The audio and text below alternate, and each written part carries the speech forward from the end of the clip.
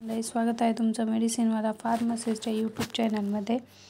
आज आपण बघणार आहोत रॅबेप्राझोल 20 mg म्हणजे झोलिंझोल 20 mg टॅबलेट। तर आपण या व्हिडिओमध्ये बघणार आहोत ही टॅबलेट कोणी घ्यायला पाहिजे, कशी घ्यायला पाहिजे आणि केव्हा घ्यायला पाहिजे। पण त्याआधी तुम्ही जर चॅनलवर नवीन असाल तर प्लीज चॅनलवर जाऊन सबस्क्राईब करा आणि व्हिडिओला लाईक करा, शेअर करायला विसरू नका। जसं की मी तुम्हाला सांगितलं आहे, आज आपण रॅबेप्राझोल 20 mg टॅबलेट बघतोय। याचे वेगवेगळे ब्रँड्स अवेलेबल असतात मार्केटमध्ये, जसं की रॅबेस 20, राजो 20, झोलिंझोल 20, अजून बरेच असे ब्रँड्स अवेलेबल आहेत। चला तर आपण याचा वापर बघूया। टॅबलेट जी आहे ती गॅसच्या प्रॉब्लेमसाठी वापरली जाते। गॅसमुळे होणारे कंडिशन जसं की पोटामध्ये जळजळ होत असेल, दुखत असेल, ढेकर येतात, छातीमध्ये जळजळ होत असेल, जर असे काही प्रॉब्लेम्स असतील तर तुम्ही ही टॅबलेट घेऊ शकता।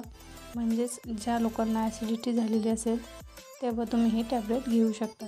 कधी काय होतं, अँटीबायोटिक्स, पेनकिलर अशा टॅबलेटमुळे ॲसिडिटी होते, तेव्हा डॉक्टर त्यासोबत अँटासिड म्हणून ही टॅबलेट प्रिस्क्राईब करतात, ज्यामुळे ॲसिडिटी नको व्हायला। तर आपण याचा डोस बघूया। ही टॅबलेट जी आहे ती सकाळ संध्याकाळ तुम्ही जेवणा अगोदर घेऊ शकता। तर त्याचे आपण साईड इफेक्ट्स बघूया। तसे तर याचे काही साईड इफेक्ट्स नाही आहेत, म्हणून तुम्ही डोसपेक्षा जास्त टॅबलेट खाऊ नका। पण काही पेशंटना थोडेफार कॉमन साईड इफेक्ट्स होऊ शकतात, जसं की डोकं दुखू शकतं, काही पेशंटचं मळमळ होऊ शकते, जुलाब होऊ शकतो, कोणाचं पोटही दुखू शकतं। व्हिडिओ आवडला असेल तर लाईक करा, चॅनल सबस्क्राईब करायला विसरू नका।